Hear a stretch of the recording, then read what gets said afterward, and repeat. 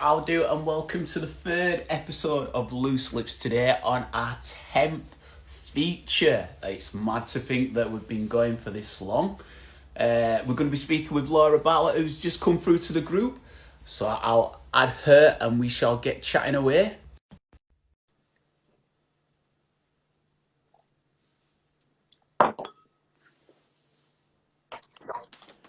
Hey up, Hi. how are you getting on? Yeah, I'm good. How are you? I'm very well, thank you. I'm very well. I've always wanted to chat with yourself, you know. A friend of mine, Jordan Fletcher, who's Oh, yeah. yeah, he's a writer. He's a copywriter and a writer as well, and like does good articles and stuff. And he's mentioned me to you before. I'm like, oh, all right. And then I've had a little gander. I'm like, oh yeah, like bossing stuff. So when I Yeah, was thank doing this, you. like I thought you're definitely somebody that I wanted to reach out to and connect and have a chat with. So I'm happy that you said yeah and we're here. So welcome Yeah, to no, Loose thanks for Lips. having me. No, it's a pleasure. Thank you. Yeah, I know No, Jordan. He writes for my friends. My friend works at a lifestyle magazine, and he's one of the writers there. And I've he's, been pissed with him on many nights out in Leeds. so are you from Leeds? Yeah, Leeds born and bred. I'm probably like the proudest Leeds person on the planet. Respect. I'm from Bradford, but I live Leeds. I always say Bradford raised me and Leeds made me. Oh, I love that. Yeah, that's a good one. Anyone from Bradford should say that. So you know when you're going through in the world of becoming a businesswoman and successful, like standing out, bringing your own ideas to the fore. Do you find that Leeds gives you a good backbone for that? I tend to find that being born from Bradford or like those West Yorkshire cities, to navigate your way through life in those cities, it really gives you a good like sense when you come into the business world, a bit of a backbone to not take as much shit really, and really like be a bit more resolute with who you are and your ideas and making them come through. Yeah, and I think it's so much easier to stand out in a city like Leeds because everyone's really open to meeting new people, collaborating, getting involved. And my business, I own a luxury travel magazine, which is a print magazine sold on the newsstands in London. So it's in like Harrods, Selfridges, and places like that. And every time I go to London, which is every month for like meetings and stuff, people say, "Oh my God, why don't you live in London? Why don't you live in London?" I'm like, hell no! Like I'd rather be a big fish in a little pond than a little fish in a big pond. And I just think there is no reason why. I also really am keen to put Leeds on the map. Like, I think we're Yes. a great city. There's so much talent here, and we need to like shout about that and raise each other up. It's yes, you said that because a lot of chats that I've had have been with people who've been successful in Leeds and they felt they've needed to move to London and they're progressing really well. I love that little shake of the head, Yeah, but they're progressing really well down there and they're tempting the carrot. But I'm the same. I want to build my empire here and feel like I want people to look at this and think, wow, that's what's happening up there and create a movement. And I really think that Leeds has the personalities and the size of the city, the friendliness and the way that the creatives, the circles tend to cross over. I really think that we can really put the city on the map for a creative sense. I think it was there for its music when it comes to like the house scene and the partying scene and the club scene. I definitely think that Leeds is respected and revered for that and essentially for the music as well. But I'd like to see it, with like the creative writing side of it and a bit more of the comedy side as well. I definitely think that Leeds has a platform to be put on. yeah. I really do believe we're the capital of the North. And what I do find interesting when you go to London is a lot of people don't think that life exists past the M25. And it's like no one realizes how much talent we have in this city. Like the creative sector, business, everything. There's so much talent in this city. There's no reason to look outside of it. Are you looking forward to Channel 4 coming up then? Because I think that something like that is going to be a real flag in the city. I think it's interesting you said that with Capital at North, because I'm going to get in trouble for this now, because I definitely do, but You're going to say Manchester. I'm starting to understand. This is a political way of saying I'm starting to understand why people do feel it is Manchester. That's all I'm going to say. I'm going to hang up. No, No, it's, you know, obviously it's a fair argument, and I do think Manchester's a fantastic city, but Leeds born and bred, I'm obviously going to be biased. You know, there's no need to have the rivalry either. I do think, like, as Northerners, we all just like muck in and everyone supports each other, whether you're Leeds, Manchester, whatever. Like, I work with loads of creatives in Manchester, and you know, we're only 40 minutes down the motorway. There's no need to be like against each other. I think we can all just thrive together. And I think the mistake that people used to make in Leeds many years ago was, if one person got an opportunity, it was kind of like, mine, I'm not bringing anyone in. And I feel like there's been a bit of a mindset shift over the course of the last maybe 5 years, where it's like, each one teach one. If I'm going up, I'm taking you with you. Like, you put your hand back and you take someone with you. And I just think there's such a nice like buzz, a natural buzz around the city, in the creative world, in the business world, and that's like something that I'm really proud of. What was that saying you just said then? Reach one, teach one. Each one, teach one. I'm having that. Yeah. That is class. That is absolutely. I'm having that. But I agree. One of the philosophers that I like gandering at their like sayings and stuff, I think it was Lao Tzu. He said that when you look at a candle, you can light as many candles as you want. Your spark doesn't go out. And sometimes I think that people don't look at it like that. Just because you bring in other people, and it doesn't stifle your opportunity. If anything, it broadens it, because you're all coming through, and it just makes more of a unit and a collective that is more of a force to come through with. And and also, like, collectively, if we all like work together, it's going to naturally bring more opportunities to the forefront. 100%. So some people can just be so short-sighted. And when I first started out in business, so I started my first company 10 years ago, it was a fashion magazine for Leeds, a Leeds fashion magazine. And I did a launch party at Harvey Nicholls. We overtook the women's wear floor, and we had like hundreds of people queuing up down the street to get their hands on the first copy. At Norman's was the after party. And I saw that as a platform. Initially, well, it was a platform to give the underdog of the fashion industry a voice. So it was all about independent fashion designers, because back then, fashion designers in Leeds were like coming up all over the place all the time, and they didn't have a platform to kind of share with the masses what they were about. But one of the mistakes that I made was opportunities would come in and I'd be like, mine, you know, even things like a free lipstick, it was like, it's mine, or, you know, a collaboration, it's mine. And that company ultimately failed eventually. It was a long process of going on Dragon's Den, failing and going bankrupt and all that kind of thing. And when I started my now business, House of Coco, the lesson I learned was, if the more people you help get what they want, the more you will get what you want. And so I created this as a platform for my team to go out and live their best lives, traveling the world, creating epic content, and they live their best lives. And ultimately, I buzz off seeing them live their best lives. And the more you give to others, the more you get back. But it has to come from a place of like, you know, you're doing it because that's truly your passion, and your mission is just to help other people. And the mistake a lot of people do is they're doing it because they want to gain something out of it. So you've got to do it without the expectation of gaining. You've got to do it because you truly just want to help others. I think that can put... That's when success has come for me. Well, I think that can add an adverse pressure as well. Obviously, you've got to have targets and goals, because that's the sort of growth in which you want to, you know, better the business and the opportunities that arise. But I do think sometimes expectation can definitely put that fire out in a lot of ways. Yeah, and as a business, obviously you have to generate money and things like that, but you need to come from a place of, where can I add value, not where can I get money. So if you just sort of switch the mindset, instead of just constantly being on the treadmill of looking for money, instead think, what can I give, and then I'll get. Well, you know, I didn't realise you were on Dragon's Den. What was that experience like? Absolutely awful. It was 6 years ago, I think now. And so at the time I had this Leeds magazine called Urban Coco, all about independent fashion designers. And I applied to go on the show thinking, there's no way I'm going to get on. And I got on, and I spent months with the producers. There's so much that goes on behind the scenes in terms of like the due diligence, you know, making sure you're not going to really kill yourself after the show, and you can handle the pressure or whatever, speaking to doctors and all that.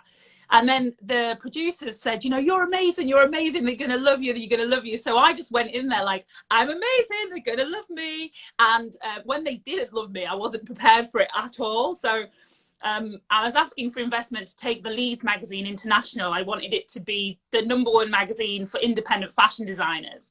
And Peter Jones just said, who do you think you are? How dare you compete with me? Quit now, it's never going to work. serious? Yeah, it was savage. It was savage. And what's funny is, because I've spent years watching Dragon's Den, I've actually not watched it ever since, but I've spent years watching the show. And when people don't know their numbers or they fuck up on something, I'm like, you're such an idiot. Like, how don't you know that? Like, I was that idiot. I was that idiot. And luckily, is it like, because when years ago. Is it because when you're in that environment, it just goes to pot?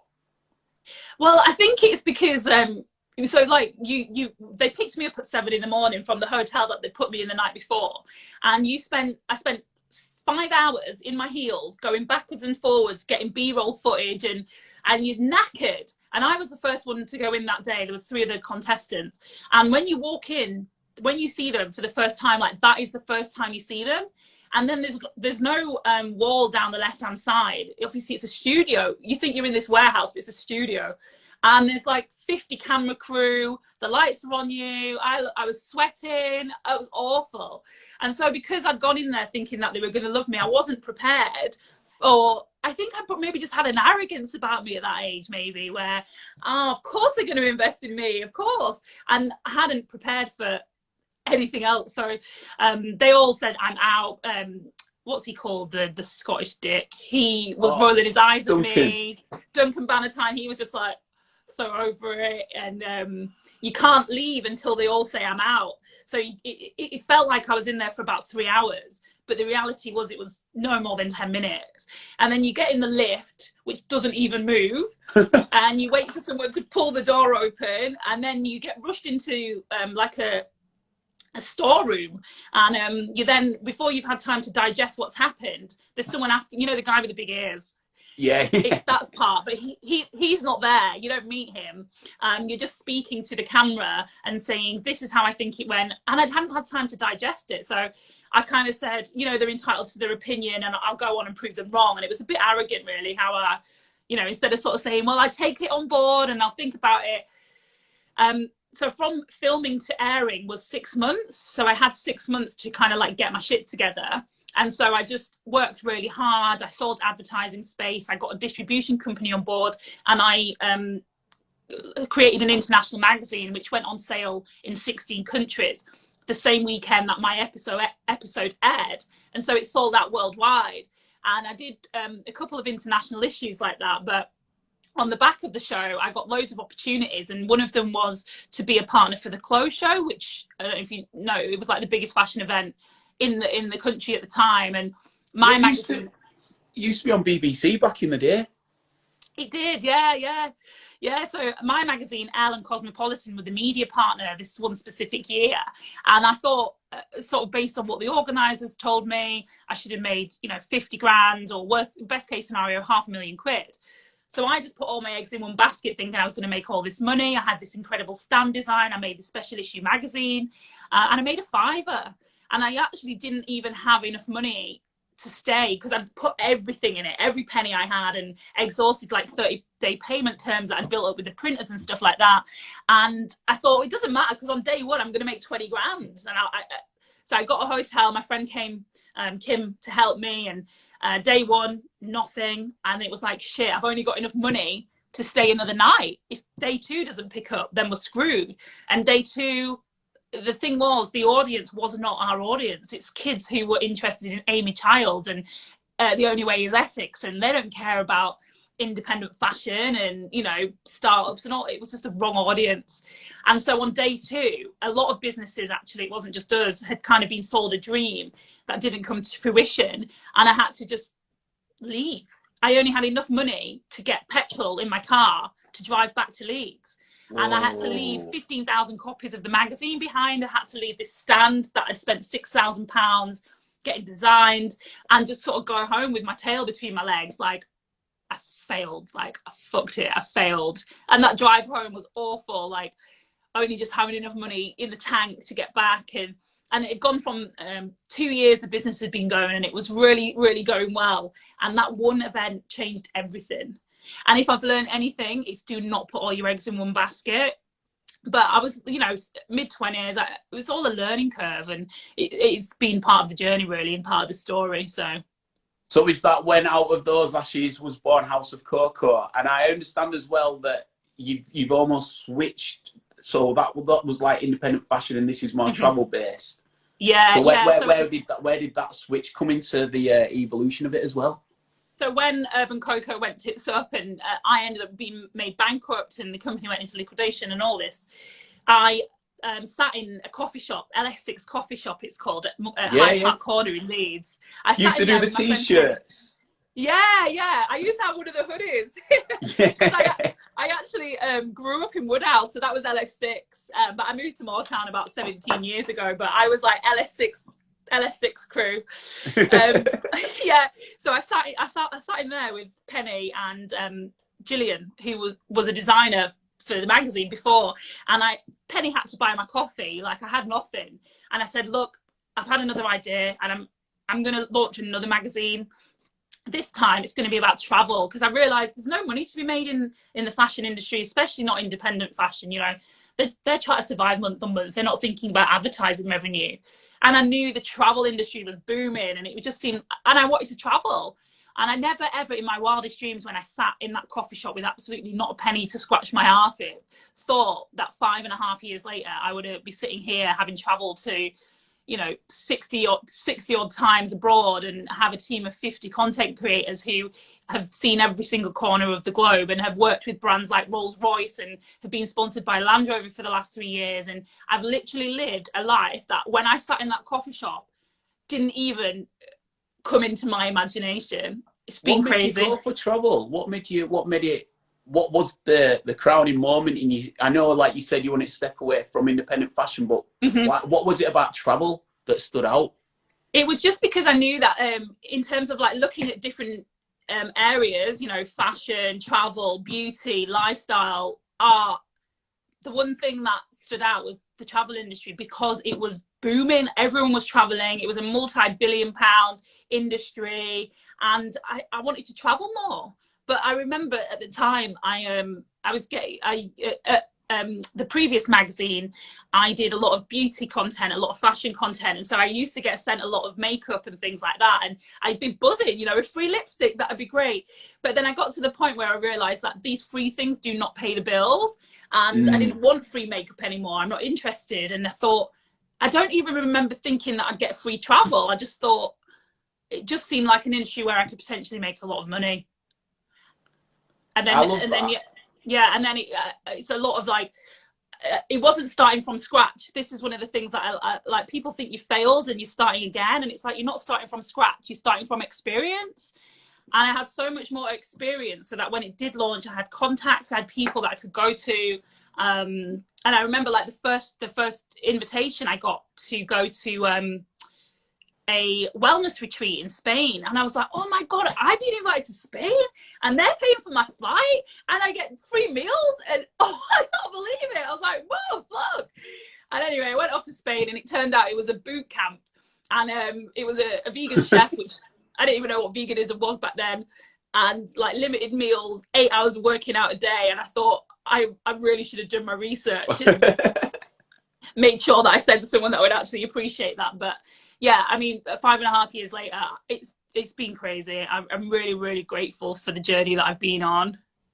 Would you say, because at the time that started and you'd already had experience in it as well, from the outside world looking in, it feels like the print market is sort of dwindling, but you've managed to build a brand and go from strength to strength. So I often consider, and one thing I wanted to see if you get this analogy, it's like the way of vinyl with music. It felt like vinyl had sort of grown out, you know, CDs, MP3s came in, but the true love of that tangible feel meant that people were going to always go back to vinyl. Do you find that a high caliber, you know, quality paper press magazine is what people want, as opposed to just scrolling through, be it online on the Kindle, looking at blogs? Do you feel like that's why there's still scope for specialist niche magazines within that industry? 100%, because our audience is kind of like us. We're the last generation to remember what life was like without the internet. So we love that physical product. But what a magazine gives you is, you know, I do understand in some aspects when people say print is dead, because, you know, the newspaper industry, when you're printing news, by the time it's come out, it's old news. Whereas what we're doing is we're creating timeless, inspirational, aspirational content that whether you read it today or you read it next year, you're still going to feel inspired. And when you read a magazine, you kind of set time aside to sit down with a cup of tea and scroll through those places, and it's me time. And in the world where we're at now, where there's so much noise online, like everybody needs a bit of me time, and you can get that through a print magazine. That's a good analogy of it, a bit of me time. And also not just me time, it's almost like visualization me time. It's like, oh, I'd love to be there, or something to work towards. And I'm a massive fan of vision boards, and I think like if you've got these immaculate places, it's like I'll be there one day. So it's almost like fueling those dreams and visions of people who come into contact with it as well. Is that something that is very significant when you are speaking with your content creators, and, you know, is a lot of the ethos of the magazine itself? Yeah, and our ethos is it's all about living your best life, whatever that looks like to you. And I send the writers go off every single, well, pre-COVID-19, obviously, we'd have multiple destinations that the team would be in, from South Africa to the Maldives to Barbados, every single week. And I said, I just want you to go there and have fun, like have fun, live it, like live your best life. And then that will come through in the content that they create. Whereas I do find with a lot of influencers now that they might create a stunning image, but they're not living in the moment. So we're all about, you've got to live in the moment. We only put content out there because we truly believe it, we truly lived it. It wasn't just about getting a pretty picture. So that's something that I'm really passionate about. And an example of that was a couple of years ago, I went to Venice, and it was the second time I'd been. The first time was amazing, I loved it. And then the second time, when I was on my way there, I looked at this influencer on Instagram, and she posted this really leggy, beautiful picture by the side of the water. And I was like, oh, the weather looks fantastic. Can't wait to get there. And I got there, and the Venice had experienced the highest tides in 400 years.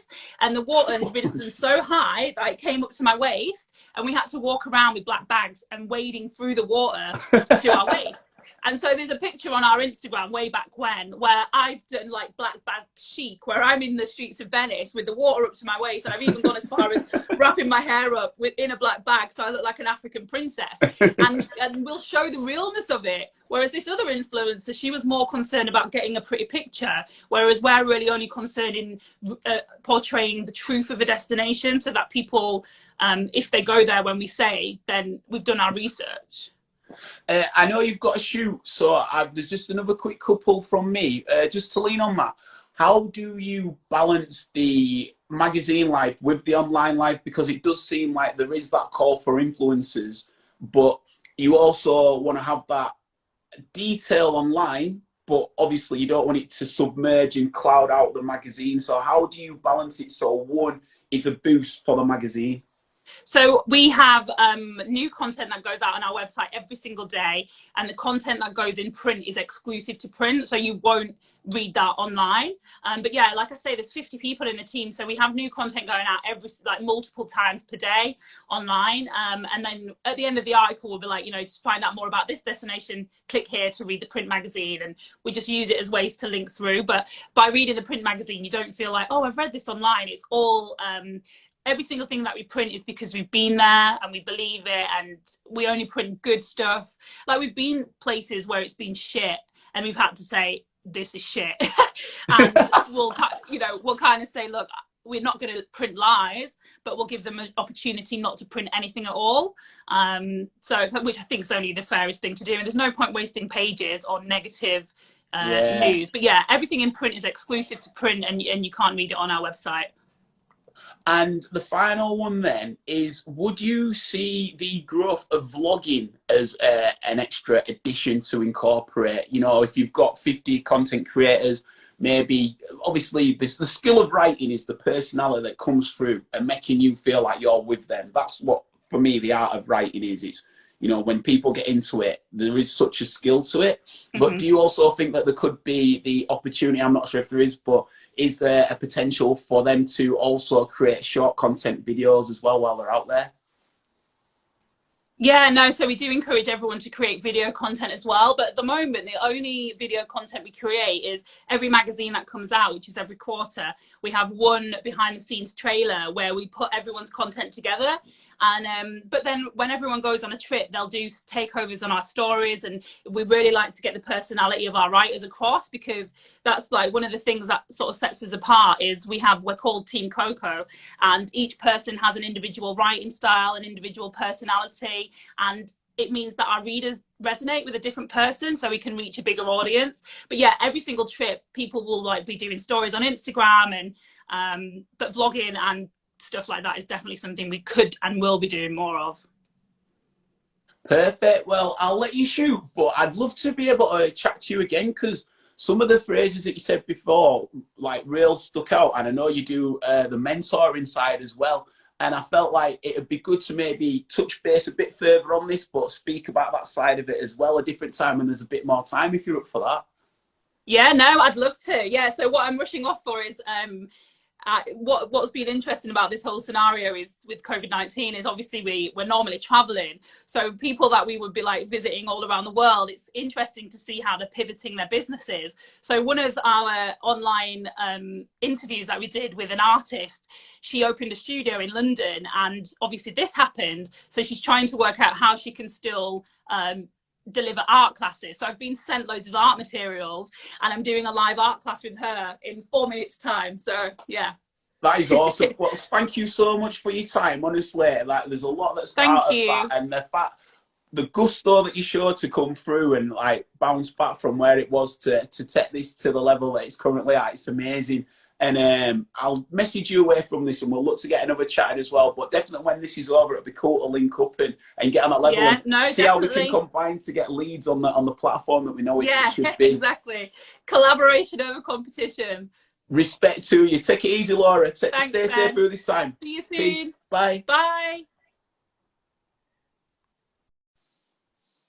There we are, Laura Bartlett, the founder and CEO of House of Coco. We'll be getting her back on to speak to her about her business mentoring side as well, because as you can tell when she was speaking, she had a lot of good term and phrases, which are definitely good for the momentum of uplifting the spirits and the creativity of people. And that's what Loose Lips is about. If you're new to Loose Lips, I'm Ben Random. Loose Lips was created during the lockdown to do just that, just raise the spirits of people that are coming into contact with it. So I'll be back at 6 o'clock with a discussion with my boy Rico, who is the global ambassador of Absolute Vodka. So we'll be speaking with him about all things to do with life in Sweden, that brand, and just how we found adjusting to there from the UK, and how they're going through this time as well, because they're not actually under lockdown. So I've got a few things that I want to ask him about that as well. So yeah, join me at 6 on my IG channel, Ben Random. If you want to catch up with any of the previous chats that we've done, go onto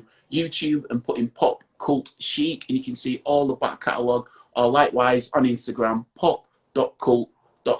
You can find everything on there. Thank you everyone for tuning in, and I'll see you at 6. Peace.